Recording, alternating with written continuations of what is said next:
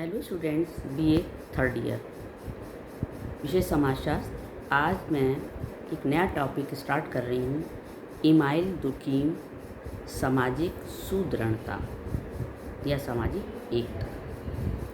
इसमें मैं इमाइल दुर्कीम का जीवन परिचय और कृतियाँ मैं पहले इमाइल का जब मैंने इमाइल दुर्कीम के बारे में जब बताया था तब मैं कृतियाँ ले चुकी हूँ और अब मैं कृतियाँ इसमें नहीं लूँगी, उनका जीवन चरित्र।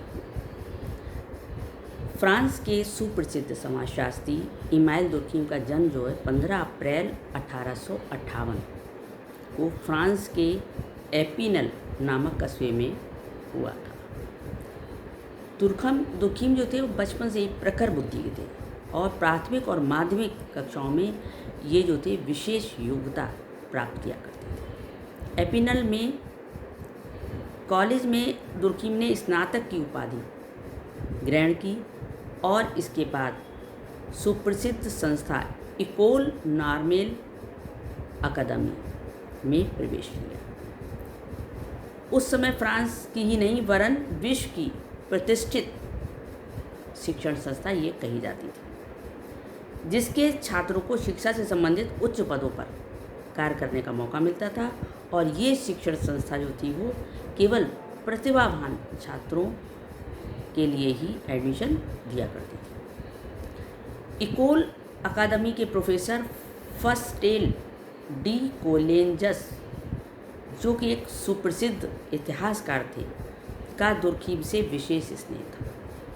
दुर्कीम भी इनसे बहुत ज़्यादा प्रभावित थे और उन्हें आदर्श अध्यापक के रूप में मानते थे।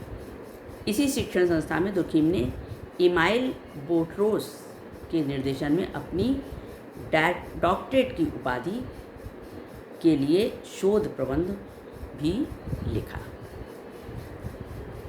इसके बाद जो था वो उपाधि ये ग्रहण करने के बाद दुर्कीम ने 5 वर्ष तक पेरिस के क्षेत्रीय स्कूलों में अध्यापन का कार्य किया। दुर्कीम ने बाद में यहाँ समाजशास्त्र को भी अध्ययन में सम्मिलित किया और 1885-86 में अवकाश लेकर पेरिस और जर्मनी में भी अध्ययन किया और जर्मनी प्रारंभ से ही यूरोप का शैक्षणिक केंद्र रहा है।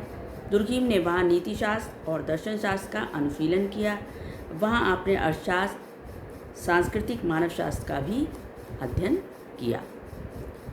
1887 में दुर्कीम जर्मनी से पेरिस लौट आए और यहाँ के वोर्डियक्स विश्वविद्यालय में आपको शिक्षक के रूप में नियुक्ति मिल गई और इस विश्वविद्यालय में समाजशास्त्र का भी पृथक से इन्होंने विभाग खोला गया इनके लिए और सन 1896 में ये उस विभाग के अध्यक्ष बना दिए गए।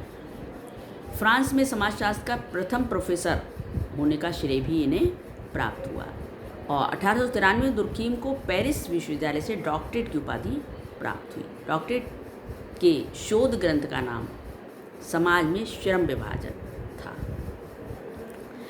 वोर्डियक्स विश्वविद्यालय में अध्यापन कार्य प्रारंभ करने के साथ ही दुर्कीम का विवाह जो था वो लुइस ड्रेफू से हो गया।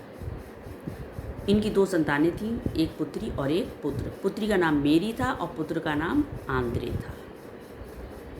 इनका दाम्पत्य जीवन बहुत सुखी था क्योंकि इनकी जो पत्नी थी वो इनके कार्यों में सहयोग किया करती थी और विभिन्न प्रकार से सहयोग किया करती थी और दुर्कीम केवल साहित्य जगत तक ही सीमित नहीं थे वरन उन्होंने सामाजिक और राष्ट्रीय गतिविधियों में भी भाग लिया था। देश और समाज की सेवा के लिए वे सदैव समर्पित रहे। सामाजिक जीवन में नैतिकता की उन्होंने जोरदार वकालत की और सामाजिक समस्याओं को हल करने के लिए वैज्ञानिक अध्ययनों पर भी जोर दिया। दुर्कीम की मृत्यु से पहले 3 वर्ष पहले 1914 में प्रथम विश्व युद्ध हुआ। इस समय इन्होंने एक राष्ट्रभक्त की भूमिका निभाई और अपने देशवासियों की सेवा की।